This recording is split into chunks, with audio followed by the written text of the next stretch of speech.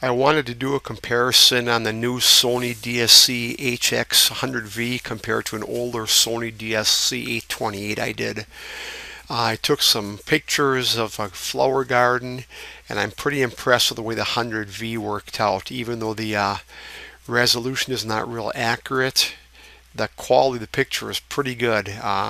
It was a sharper image in more detail, which surprised me. I didn't think it would. If you look at this on the left here, it's amazing the detail on this on the little leaves. And here's the sky, the Sony on the left. It's actually more realistic color than the 828. There they look pretty similar, but the leaves are a little greener on the 828, but not as realistic. And the quality, the antenna, you see there's very little distortion on either one. I'm pretty impressed. The 100V actually performed better than I was giving it credit for. I've got a couple more samples I'll show you here, a couple still shots. But again, the quality is pretty impressive on the 100V. My 828 is quite a few years old, about 5 years old, and I didn't think the image quality would be. Look at that one there. The 100V just blows away the 828. It seems like the 828 had trouble focusing really clearly too, but I'm just really impressed with the 100V. I thought it was kind of fuzzy, softer images, but the few test pictures I took looked really, really good. Although if you do take some people's pictures and faces, it does give it like a painted effect.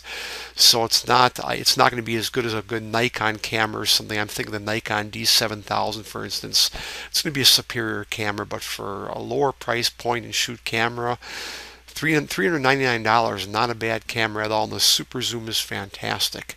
And again, when you do a super zoom, the quality is not going to be quite as good. But for standard pictures and close-ups or macro, I think it's phenomenal. Especially the macro movies, they're really, really superb quality. Again, the color on the right, the 828, I think it's got a little prettier color. Seems a little deeper after I enhanced them a little bit. The 828 is still a little prettier color, but the 100V is probably more realistic color. And you can enhance that and do some touching up and adjust your hue saturation also. So that can be adjusted. But the 100V, the sharpness is just amazing. It's much, much better than what I had expected. I was kind of blown away. And I've got some other examples coming up in a minute. I've got a couple snapshots from a movie I had taken with a flip Mino camera, and we'll see how that looks in a minute. But I'm just enhancing them slightly just to show what can be done in Photoshop. But again, they're very similar in quality. But the picture on the left by the Sony, the new Sony 100V is much better quality, much sharper. Now here I try to increase the sharpness of the image, and that was not a good. That's not a good idea. Then you start seeing some real distortion. You do smart sharpen, and if I blow it up here, you'll see some distortion. It gives like a painted image here. You know, that's see distortion. That's the one problem I think it's got. Not very impressive. Although fairness, though, it is blown up to 192%, so you can see the distortion, but it's important to see that.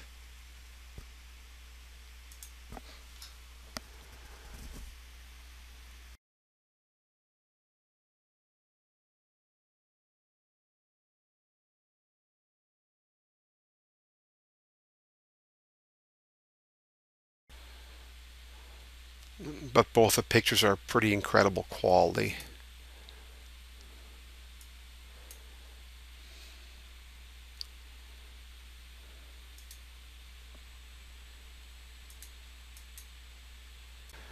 Now here I'm lining up a couple screenshots of the movies I just took.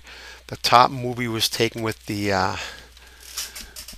Sony camera, and the bottom was taken with a flip Mino camera.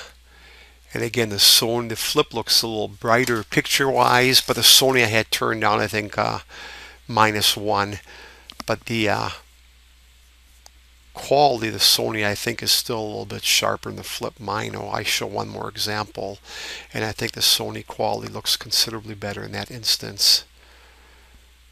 There again, the top one is the Sony, and the bottom is a flip Mino.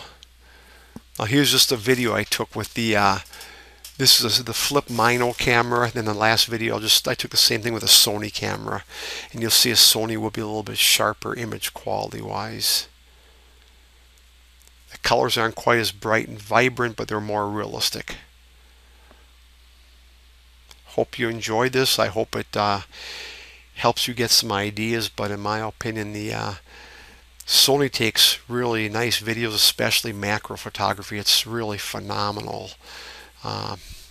Check it out. But if you're going to buy a point and shoot camera for the price with a super zoom, which is phenomenal, the Sony is really pretty nice stuff.